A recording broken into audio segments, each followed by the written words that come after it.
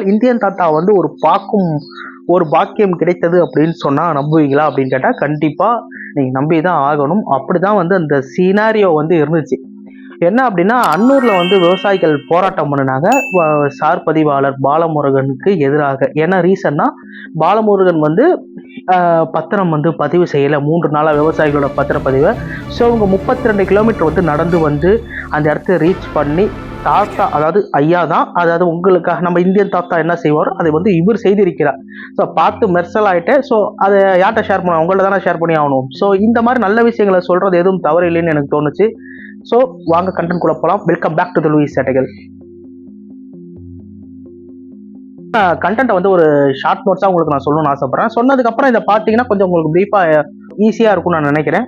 So Kovai மாவட்டம் உள்ள Annur line அந்த தாலுக்காவில் பார்த்தீங்கன்னா அக்கரை, செங்கப்பள்ளி, குப்பனூர், வடக்கனூர், போகலூர், அதே மாதிரி மேட்டுப்பாளையம் தாலுக்காவில் வந்து இலுப்பநத்தம், பல்லேப்பாளையம் ஊராட்சி பகுதி நிலங்களை கையகப்படுத்தி சிப்காட் அமைக்க தமிழக அரசு முடிவு பண்ணியிருக்கு. ஸோ இந்த போராட்டம் 2021 வந்து ஆல்ரெடி வந்து போராட்டம் நடத்தி அதுக்கப்புறம் வந்து ரொம்ப ஒரு பெரிய போராட்டமாக வலுப்பெற்று பல அரசியல் கட்சி தலைவர்கள் வந்து அந்த விவசாய பேரணிக்கு வந்து ஆதரவு கொடுத்து அதுக்கப்புறம் இப்ப அதை ஸ்டாப் பண்ணி வச்சிருக்காங்க. ஸோ இப்ப 2 வருஷம் வந்து எந்த சிக்கல்களுமே இல்லை. இவங்களும் என்ன பண்ணியிருக்காங்க அப்படின்னு பாத்தீங்கன்னா அங்கங்க வந்து தமிழக அரசு வந்து நடத்துற ஃபங்க்ஷன்ஸ்ல எல்லாம் இடையூறு பண்ணி இந்த மாதிரி வந்து கன்ஃபார்ம் பண்ணுங்க இந்த மாதிரி நிலங்கள்லாம் வந்து எடுக்க மாட்டோம், சிப்காட் வந்து வெளியே போகணும் அப்படின்னு சொல்லிட்டு பல இடங்களில் வந்து இவங்க வந்து போராட்டம் பண்ணியிருக்காங்க. ஸோ அப்ப என்ன ஆயிடுச்சு அப்படின்னு பாத்தீங்கன்னா ஓகே நாங்க பண்ணித்தரோம் அப்படின்னு சொல்லிட்டு அங்க சீஃப் கெஸ்டா வந்த அரசியல் தலைவர்கள்லாம் சொல்லிட்டும் கிளம்பியிருக்காங்க. இப்ப ரீசெண்டா இப்ப இந்த 2 வருஷத்துக்கு அப்புறம் நம்ம கணக்குப்படி பார்த்தோம்னா இப்ப இந்த செப்டம்பர் 4ஆம் தேதி வந்து என்ன பண்ணியிருக்காங்கன்னா சார் பதிவாளர்கள் பாலமுருகன் அவர்கள் வந்து ஒரு 3 நாளா வந்து ஒரு விவசாயியை வந்து அலைய விட்டுக்கிட்டே இருந்திருக்காரு. டோக்கன் போட்டும் கிரயம் பண்ண போற நேரத்துலாம் எல்லா விஷயங்களும் வெளியில போயிருக்காங்க. என்னன்னா விவசாயிகளுக்குள்ள விவசாயிகள் வந்து நிலம் வாங்குறதோ விற்கிறதே வந்து இவங்க அலோவ் பண்ணல. ஸோ இது வந்து வேற மாதிரி போகுது அப்படின்னு சொல்லிட்டு என்ன பண்ணிட்டாங்க, விவசாயிகள் அந்த கம்யூனிட்டி இருக்காங்க பார்த்தீங்களா, கிட்டத்தட்ட 32 கிலோமீட்டர் நடந்து வந்து இங்க வந்து கிட்டத்தட்ட வார்த்தையிலே வந்து துவம்சம் பண்ணியிருக்காங்க. ஸோ அந்த வீடியோவை பார்த்து தான் இப்போ நம்ம ரியாக்ட் பண்ண போறோம். ஸோ நீங்க உங்களோட சேர்ந்து நானும் பார்க்க போறேன். ஸோ பார்ப்போம் வாங்க. நமது நலம் நமது விவசாய சங்கத்திலேருந்து வந்திருக்கோம் ஆச்சுங்களா. இப்போ நீங்கள் 3 நாள் வந்து அந்த பகுதி யாருன்னா நமது நிலம் நமது விவசாயி நாங்க கூட்டணியிலேருந்து வந்திருக்காங்க. ரைட்டு, பத்திரப்பதிவை நீங்கள் நிறுத்தி வச்சிருக்கீங்க. இல்ல பதிவு வந்து நடந்துகிட்டு தான் இருக்கு. யாரோ தவறான தகவல் கொடுத்துட்டாங்க. ஒன்று ரெண்டு வந்திருந்தாலும் பதிவாகி வாங்கியிருக்கோம் சார். நாங்கள் ஒரு 4 நாளைக்கு முன்னாடி கூட வந்து கேட்குறோம். நான் சொல்லியிருக்க மாட்டேன், நான் சொல்லலை, பதிவு மாட்டேன்னு சொல்ல யாருமே சொல்லலை. யாரோ தவறான நியூஸ் உங்களுக்கு கொடுத்துருக்காங்க. அதை வச்சு நீங்கள் வந்து இவ்வளோ தூரத்துக்கு உங்களுடைய வேலைகளை விட்டுட்டு வந்திருக்கேன். நல்லபடியாக ரெகுலராக இன்னைக்குள்ள இந்த வேலையை விட்டுட்டு வர்றது அப்படின்னு சொல்ற இந்த இடத்துல தான் வந்து அவர் டென்ஷனே ஆயிருப்பாரு. ரீசன் என்ன, இவங்க அவ்வளவு தூரம் நடந்து வந்து பத்திரப்பதிவாளர் வந்து சார் பதிவாளர் வந்து நாங்க வந்து அந்த மாதிரி எதுவும் பண்ணல, தவறான செய்தி அப்படின்னு சொன்னதுக்கு அப்புறமும் இவர் வந்து யாருக்கு பத்திரம் போடலையோ அவரே கையோட கூப்பிட்டு வந்திருக்காரு. ஸோ அதுதான் வந்து இப்போ இவருக்கு வந்து இன்னும் வைப்பு ஏறிடுச்சு. யாருக்கு? நம்ம ஐயாவுக்கு. மக்களோட முதல்வர் அன்னைக்கு நீங்க நிறுத்தி வைக்க சொல்லியிருக்காங்க. நீங்க சொல்லியிருக்கீங்க, அப்பவே சொன்னீங்க. நீங்க அதுக்கப்புறம் தான் நாங்க வந்து பிரச்சனை பண்றோம் அப்படிங்கிறதுக்காக தான் நீங்க எழுத்து வடிவுல நீங்க வந்து பின்னிலிருந்து பண்ற அப்படின்னு சொல்லியிருக்கீங்க. அதுக்கு முன்னாடி நீங்க முன்னாடி நிறுத்தி வச்சிருக்கீங்க. முதல்வன் திட்டம் வந்து சிப்காட்டோட கைகோர்த்து பண்ற நிலங்களை கையகப்படுத்தி பண்ற விஷயங்களுக்கு இவங்களுக்கு எதிர்குரல் வந்து கொடுத்துட்டு இருக்காங்க.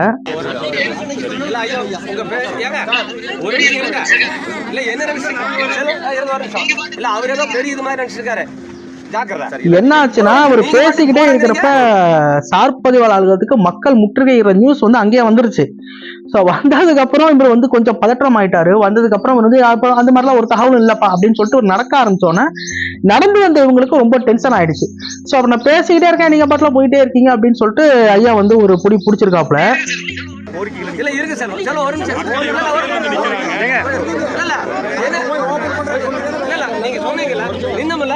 தலையாட்டிட்டு போறாரு. என்ன நினைச்சிருக்கீங்க? போலீஸ் உங்களுக்கு வந்து பாதுகாப்பு நின்று நினைக்கிறீங்களா? இல்ல இந்த போலீஸ் மீறி எது நடக்காது நினைச்சிருக்கீங்களா? நீங்க பாட்டு போறான்னு தலையாட்டிட்டு போறீங்க. அப்ப எங்களால போலீஸ் வந்து பாதுகாப்பு கொடுக்குதா அப்படின்னு நினைச்சிட்டு இருக்கீங்களா? அதாவது ஒரு சொல்ல வர பாயிண்ட் என்ன அப்படின்னா போலீஸை மீறி, அதாவது ப்ரொடெக்ட் இவங்க வந்து 2 வருஷமா ப்ரொடெக்டா தான் இருக்காங்க. ஸோ இப்போ நடுவில் கொஞ்சம் அமைதியாக இருக்கிற இந்த நேரத்தில் அரசாங்கம் விதிச்ச அந்த விஷயத்துக்காக ப்ரொடெஸ்ட் பண்ணிட்டு இருக்க இந்த நேரத்தில் நீங்கள் பாட்டில் போய்கிட்டே இருக்கீங்க, உங்களாம் பாதுகாப்பு கொடுக்குறாங்களா அப்படின்னு சொல்லி பேசியிருக்காப்புல. ரைட்டு, உங்களுக்கு எப்படி தெரியுது?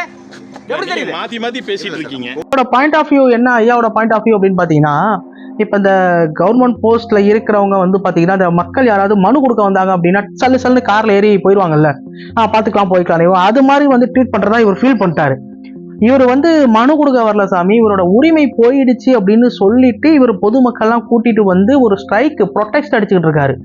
ஸோ ப்ரொடெக்ட் பண்ணிட்டு இருக்காரு அப்படின்னா என்ன அர்த்தம், நம்ம பேசிட்டு இருக்கப்ப அவங்க வந்து அதுக்கான நிரந்தர தீர்வை தான் எதிர்பார்ப்பாங்க. ஸோ அந்த தீர்வு வந்து கிடைக்கிறதுக்கு முன்னாடியே வந்து அதெல்லாம் தவறான தகவல் அப்படின்னு சொல்லிட்டு ஒரு பாட்டில் போயிட்டாரு. ஸோ அதுதான் அவருக்கு இன்னமும் வந்து டென்ஷனை வந்து ஏற்றி இருக்கு. பேசிட்டு இருக்கும்போது போறேங்கிறீங்க உள்ள, எங்க போவீங்க உள்ள? ஏங்க பேசாதீங்க. இல்ல, நாங்க பேசிட்டு இருக்கும்போது நீங்க தலையாட்டி இப்படி சொல்லிட்டு போனோம்னா அதை அப்படியே கேட்டு இருக்கிறதுக்கு எங்களால பார்த்தா உங்களுக்கு அப்படி தெரியுதாக்கு? கேட்கறது ஒழுக்கமா பதில் சொல்லுங்க. கம்ப்ளைண்ட் ரெடி பண்ணி வச்சிருக்கோம். இதே செல்வம் உங்க மேல எஃப்ஐஆர் போட்டு ரிமாண்ட் பண்ண ஞாபகம் வச்சுக்கோங்க. இல்லன்னா செல்வம், அதாவது அங்க இருக்கிற போலீஸ் ஆஃபீஸர் பேர் செல்வம் போல. ஸோ அவர் வந்து இதே செல்வம் வந்து உங்களை வந்து கம்ப்ளைண்ட் பண்ணி ரிமாண்ட் பண்ணிடுவோம் அப்படின்னு சொல்றாரு. தொங்கிட்டு இல்ல, ஆன்லைன்ல கம்ப்ளைண்ட் ரெஜிஸ்டர் பண்ணிட்டு நான் ஹைகோர்ட்ல டைரக்ஷன் வாங்கிட்டு வந்துருவேன். ஹைகோர்ட்ல டைரக்ஷன் வாங்கிட்டு வந்துடுறேன். ஆல்ரெடி எல்லாம் மென்டலி பி ப்ரிப்பேர்ட் அப்படிங்கிற வார்த்தைக்கு எடுத்துக்காட்டாக தான் அவங்க வந்து வந்திருக்காங்க. பாருங்க, கடமை என்ன, அவர் இப்படி இப்படி காட்டிட்டு இன்னைக்கு கூட பண்ணிருக்கா போறேன் அப்படின்னு போனா முதல்ல அவர் உள்ள போறேன்னு சொல்லக்கூடாது. நாங்க வேலையில வந்து திறமை நின்று இருக்கிறோமா?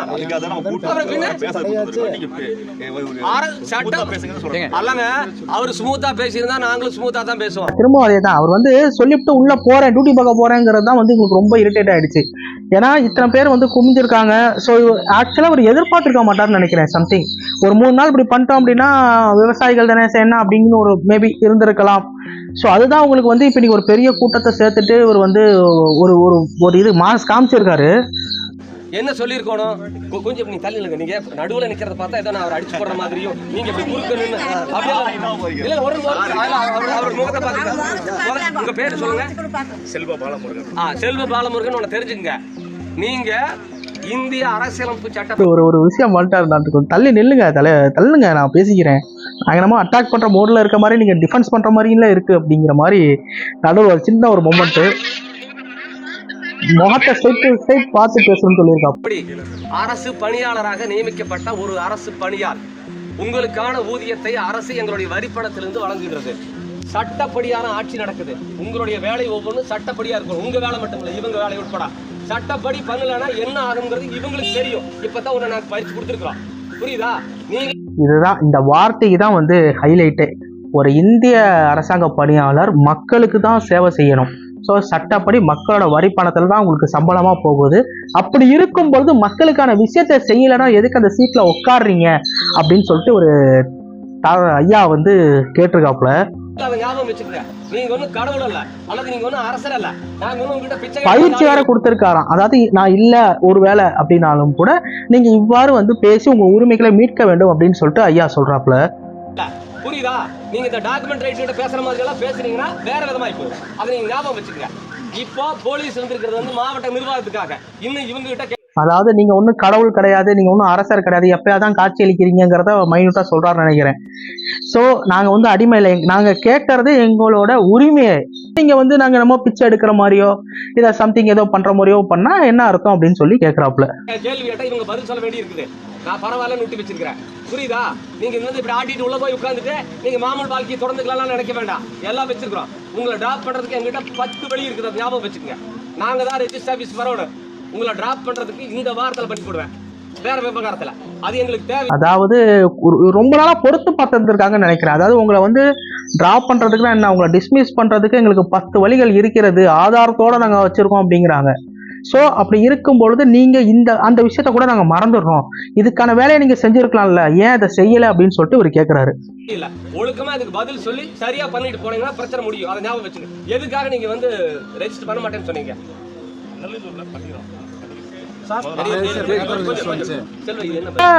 பண்ணிடுவோம் அப்படின்னு ஒரு சொல்றாப்புல பாலமுருகன் அவர்கள். பண்ணாத ஒரு பண்றேன்னு சொன்னா ஏன் இத்தனை பேர் வந்து சூழ்ந்துகிட்டு வந்து வராங்க? ஸோ அங்க ஒரு சின்ன ஒரு தப்பு நடந்திருக்கணும்ல. பண்ணலைன்னா ஒவ்வொரு மக்களும் ஏன் வந்து அணி திரண்டு போராட்டம் நடத்தி அங்கேருந்து இத்தனை கிலோமீட்டர் நடந்து வந்து சார் பதிவாளர் அலுவலகத்துக்கு வந்து நிற்கணும்? ஸோ அங்கே ஏதோ ஒரு விஷயம் நடந்திருக்கு. 3 நாள் பத்திரப்பதிவு நிறுத்தி வச்சது மட்டும் இல்லை, அதை பூரா இந்த 3 மாவட்டத்துக்கு நடத்தி விட்டேன். ஈரோடு, திருப்பூர், கோயம்புத்தூர். அது நிறுத்துங்க, யார் அது? விளைவு என்னன்னா, இப்போ கிரையா அந்த 3 நாள் நின்னது மட்டும் இல்லை, ஐயா பேசிட்டு இருக்காரு, பின்னால பாட்டை போட்டுட்டு உட்காந்துட்டு இருக்கீங்க, அதெல்லாம் நிப்பாட்டணும். இங்க வந்து ரிங்டோன்லாம் போடக்கூடாது. டோக்கன் கொடுத்துருந்தவங்க கிரைய மணி திருப்பி போயிட்டாங்க. இப்போ என்ன சொல்றாங்கன்னா, இதுல பிரச்சனை இருக்குது, நாங்க 2 வருஷம் போராட்டம் நடத்தி அதெல்லாம் சொல்ல வேண்டாம், அது இங்க லோக்கல்ல இருந்த பிரகாஷ் தெரியும். கொடுத்து டோக்கன் கொடுத்தவர்களும் கிரயம் பண்ணாம திருப்பி போயிருக்காங்கன்னா எந்த அளவுக்கு மூட் அவுட் ஆகி அந்த விஷயம் நடக்காம போயிருக்குன்னு ஒரு மைண்ட் செட்ல அவங்க போயிருக்கணும். ஸோ முடிய போற விஷயத்த அவங்களே எதுக்கு தடுத்து நிப்பாட்டணும்? என்ன பிரகாஷ் எப்படி போராட்டம் நடத்துறது, யார் யார் வந்தாங்க நடத்தி நிலம் எடுக்கிறது இல்லைன்னு சொல்லி போட்டு பாராளுமன்ற உறுப்பினர் வந்து ஆர்டிஓவும் வந்து மக்கள் மத்தியில் குடியிருப்பு கூட்டத்தில் நாங்கள் எடுக்க மாட்டோம், விவசாய நிலத்தை எடுக்க மாட்டோம், நாங்கள் உறுதி கொடுக்குறோம் அப்படின்னு சொல்லிட்டு மீதி இருக்கிற நிலத்துக்கு அந்த 900 ஏக்கருக்கு பேசிக்கலாம், நாங்கள் எடுக்க மாட்டோம். அதாவது நான் ஏற்கனவே சொன்னேன்ல உங்கள்கிட்ட, ஏற்கனவே 2 வருஷத்துக்கு முன்னாடி இந்த போராட்டம் பண்ண ஆரம்பிக்கிறப்ப இந்த புலியூர் நினைக்கிறேன், அந்த ஒரு கூட்டத்தில் வந்து பாராளுமன்ற உறுப்பினர் கட்சி தலைவர்கள்லாம் வந்து இவங்க ஒரு கோரிக்கையும் வச்சாங்க. ஸோ விவசாய நிலைகள்லாம் வந்து ஆக்கிரமிப்பு பண்றாங்க, இந்த மாதிரி எடுத்துக்கிறாங்க, சிப்காட் வந்து பண்றாங்க, இது வந்து சரியில்லை அப்படின்னு சொல்லி இவர்கள் வந்து சொன்னதன் பேரெல்லாம் வந்து அவங்க வந்து இனிமே அவங்க வந்து தலையிட மாட்டாங்க அப்படின்னு சொல்லிட்டு அந்த இடத்த விட்டு அந்த கூட்டத்தை நடத்தி முடிச்சு அவங்க வெளியில போயிருக்காங்க. இப்போ சேர்மன் வரத்தில் பேசிக்கலாம், நாங்கள் அதெல்லாம் ஒரு முடிவு பண்ணியாச்சு, இயல்பு வாழ்க்கை திரும்பிட்டு இருக்குது. இந்த பிரச்சனைக்கு அப்புறம் அப்பதான் ஒவ்வொன்றா வர்றாங்க. நீங்க அன்னூர்ல இருந்து கோயம்புத்தூர் 800 ஏக்கர் சம்திங் நினைக்கிறேன், அதுல வந்து மிச்சம் 900 ஏக்கர் மட்டும் கொஞ்சம் ஒரு கொஸ்டின் மார்க்கா இருந்திருக்கு, அதை அப்படி பேசிக்கலாம் அப்படின்னு சொல்லி சொல்றாப்ல. என்ன காரணம்? இந்த இளவெல்லாம் தான் காரணம். இதுல இருந்து மீண்டும் இப்பதான் ஓரளவுக்கு வந்துட்டு இருந்தோம். இவர் வந்து 3 நாள் பண்ண வேலை இப்ப மொத்தமா வியாபாரம் எடுத்து போச்சு.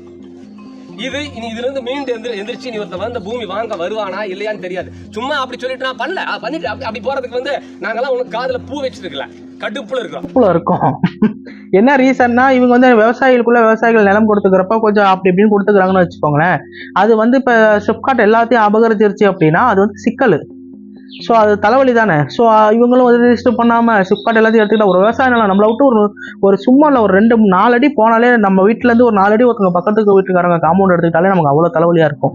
இது வந்து வாண்டடா வந்து எடுத்துக்கிட்டா ஒரு மாதிரி தானே இருக்கும் அவங்களுக்கும். இதனுடைய விளைவு இந்த மக்களுடைய பொருளாதாரம் மண்டையடி ஆயிப்போச்சு. இதனுடைய பின்விளைவு என்னன்னா, வெறும் பொருளாதாரம் மட்டும் இல்ல, இவங்க வாழ்விலேயே பாதிக்கூடிய அளவுக்கு ஆயிப்போச்சு. ஒரு பொண்ணு கொடுக்குற இடத்துல கட்ட இடத்துல வந்து இவங்க எல்லாம் சிப்காட்ல போகாம இந்த பூமியை நம்பி போய் என்ன பண்றது, இங்க பொண்ணு கொடுத்து என்ன பண்றது, இங்க பொண்ணு கட்டி என்ன பண்றதுங்கிற அளவுக்கு இவங்க வாழ்க்கை பொருளாதாரம் மட்டும் இல்ல, அவங்க வாழ்வியல் சூழலும் பாதிக்கப்படுகிறது அப்படின்னு சொல்லிட்டு கோரிக்கை வைத்திருக்கிறார்கள். இவ்வளவுதான் அந்த வீடியோல இருக்கு. ஸோ நம்ம பேச வேண்டியதை பேசி முடிக்கலாம் அப்படின்னு சொல்லி நான் நினைக்கிறேன். இவர் வந்து ஈரோட்ல மாவட்டத்துல வந்து சத்தியமங்கலம் நினைக்கிறேன் சம்திங் எல்ஸ்டட், அதுல வந்து 2000 வந்து விவசாயிகள் பேரணி வந்து ஒரு ராணுவம் மாதிரி கட்டமைச்சு இவர் வந்து இருந்திருக்காங்க. இப்ப நீங்க பேசிட்டு இருக்க ஐயா வந்து இவரோட பேர் எனக்கு சரியாக தெரியல, தெரிஞ்சவங்க தாராளமா கமெண்ட் செக்ஷன்ல பார்க்கலாம். நான் திடீர்னு இன்னைக்கு வீடியோ பார்த்தேன், எனக்கு பார்க்க ஒரு ஹைலைட்டடா இருந்துச்சு. அவரோட உரிமையை மீட்கிற அந்த விஷயம் எனக்கு ரொம்ப பிடிச்சிருந்துச்சு. ஸோ நான் வந்து நம்ம இந்த யூடியூப் சேனல் ஆரம்பிச்சு நம்ம ட்ரோல்ஸுக்கோ அதுக்கோ எனக்கு அதுல விருப்பம் கிடையாது. மேபி ஒரு விஷயம் தப்பா இருந்தா ட்ரோல் பண்ணி பேசுறது வேற, பட் இந்த மாதிரி ரியல் ஹீரோஸை நம்மளோட மீடியால போட்டு காட்டுறதுல எனக்கு எந்த தயக்கமும் கிடையாது.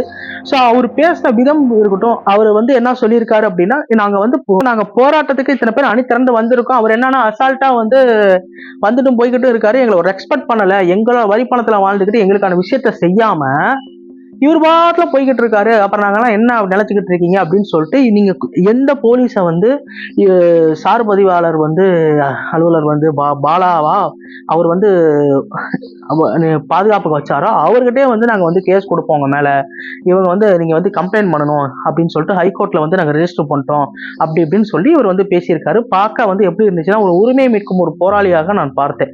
ஸோ இவர் வந்து போல்டு டைப்பு, இவர் வந்து கொங்கு இளைஞர் தலைவராக அப்பா இருந்திருக்கதா ஒரு நியூஸ் வந்து கேள்விப்பட்டோம். ஸோ விவசாயிகளோட இந்த நிலம்னு ஒரு விஷயம் இருக்குல்ல, அது ரொம்ப வந்து நல்ல விஷயம். அந்த நல்ல விஷயம் மூலமா தான் உலகத்துக்கே சாப்பாடு கிடைக்குது. எவ்வளவுதான் அது வந்து பழைய வார்த்தையா இருந்தாலும் விஷயம் உண்மையான விஷயம். விவசாயி சேத்துல காலை வச்சா மட்டும்தான் நமக்கு சாப்பாடு. ஸோ இவங்கள மாதிரி ஹீரோஸ் வந்து ஒரு சட்டத்தை தெரிந்து கொண்டு பல பேருக்கு சொல்லி கொடுத்து மக்கள் உரிமையை வந்து போராடி வெல்வதற்கான சூழலை உருவாக்கும் போது உண்மையிலே ஹேட்ஸ் ஆஃப் தான் ரியல் இந்தியன் தாத்தாவா உங்களை நான் பார்த்தேன். ஸோ எனக்கு சொல்லணும்னு தோணுச்சு. உங்களை நீ இந்த மாதிரி ஆட்கள் வந்து பார்க்குறப்ப ரொம்ப சந்தோஷமா இருக்கு. அடுத்த தடவை வந்து டியூட்டி பார்க்கல அப்படின்னா அவங்க வேலையை பார்க்கல அப்படின்னா ஒரு பயம் வரும். ஸோ இதை நீங்கள் சொல்லி கொடுக்குற விதம் எனக்கு ரொம்ப பிடிச்சிருந்துச்சு. உண்மையிலேயே நான் தலை வணங்குறேன், என் சேனலும் தலை வணங்குகிறது. ஸோ எனக்கு என்னன்னா, அவ்வளோ தூரம் கஷ்டப்பட்டு ஒரு நிலத்தை வாங்கி அதை வந்து சரியான விலைக்கு போகாமல் இருந்தாலோ, இல்லை அதுக்கான இந்த சார் பதிவாளர் இடத்துலையோ, இல்லை அவங்களோட உரிமைகள் மீட்கப்படாமல் இருந்தாலோ அந்த மனசு எவ்வளோ பெயினாக இருந்திருக்கும். இவர் வந்து ஒரு ஆளை கூட்டிகிட்டு வந்தார்ல, ஒரு அண்ணனை கூப்பிட்டு வந்தார். அவர் வந்து தான் சாட்சி. ஏன்னா அவருக்கு தான் அந்த பிரச்சனை நடந்திருக்கு. 3 நாள் அலைஞ்சிக்கிட்டு இருந்திருக்காரு மனுஷன். ஸோ இன்னைக்கு எல்லாம் வராங்கன்னு தெரிஞ்ச உடனே போலீஸ் எல்லாம் ப்ரொடெக்ட் பண்ணி நின்று அவருக்கு பாதுகாப்பு கோரி நின்றுருக்கு. அந்த போலீஸையும் இவருக்கு தெரிஞ்சிருக்கு, யாருக்குன்னா நம்ம ஐயாவுக்கு தெரிஞ்சிருக்கு. ஸோ தெரிஞ்சதுக்கு அப்புறம் வந்து நீங்க நவுருங்க, நம்ம சண்டை போடுற மாதிரி இருக்கு, நான் அவருக்கு ஃபேஸ் டு ஃபேஸ் பார்க்கணும் அப்படின்னு சொல்றப்ப அவர் ஃபேஸ் அவரால் பார்க்க முடியல. ஸோ அவர் என்ன பண்ணிட்டாரு, உள்ள போக போற நேரத்தில் அவர் பிடிச்சி, நீங்க என்ன அரசரு, நாங்கன்னா அடிமைகளா, நீங்க பாட்டில் காட்சி 1 நிமிஷம் கொடுத்துட்டு போறீங்கிற மாதிரி பேசியிருக்காரு. ஸோ இந்த பிரச்சனைக்கெல்லாம் நான் ஒரு சொல்யூஷனாக பார்க்கறது என்ன அப்படின்னு பார்த்தீங்கன்னா, அவங்க வேலையை செய்யுங்க. விவசாயிகள் நிலம் அப்படிங்கிறது வந்து அவங்க ரொம்ப கஷ்டப்பட்டு தான் ஒரு விஷயத்த பண்ணுறாங்க. ஸோ அதை வந்து விவசாயிக்குள்ளே விவசாய நிலம் கொடுத்துக்கிறது வாங்குறதுங்கிறது வேற. பட் இருந்தாலும் இந்த மாதிரி வந்து இந்த சில கார்ப்பரேட் நிறுவனங்கள் உள்ள நுழையிறப்ப 1000 கட்டிப்படங்கள் வந்தாலும் இந்த தமிழ்நாடு திருந்துறதுங்கிறது ரொம்ப கஷ்டமான விஷயம். ஸோ தயவு செஞ்சு விவசாயிகளை வாழ வைப்போம், மதிப்போம், அவர்களை மகிழ்ச்சியுற செய்வோம் என்று நான் சொல்லி இந்த வீடியோவை முடித்திருக்கிறேன். அப்போ இன்னொன்று ஒரு விஷயம் சொல்லணும்னு நினச்சேன். என்ன வந்த ஒரு புகார் என்னன்னு கேட்டிங்கன்னா, நான் சப்ஸ்கிரைபுங்கிற விஷயத்த சொல்ல மறந்துடுறேன்னு எங்கள் பசங்களாம் சொல்கிறாங்க. அதனால் இந்த வீடியோ பிடிச்சிருந்து உங்களுக்கு பிடிச்சிருந்தா நான் சொல்கிறேன், நான் கண்டிப்பான்னு சொல்லலை. பிடிச்சிருந்தா லைக் பண்ணுங்கள், ஷேர் செய்யுங்கள், சப்ஸ்கிரைப் அந்த புனிதமான கையை வச்சு ஜிபி புத்தான்னு சொல்கிற போல் அதை அழுத்தி கொள்ளுங்கள். And thank you and love you all.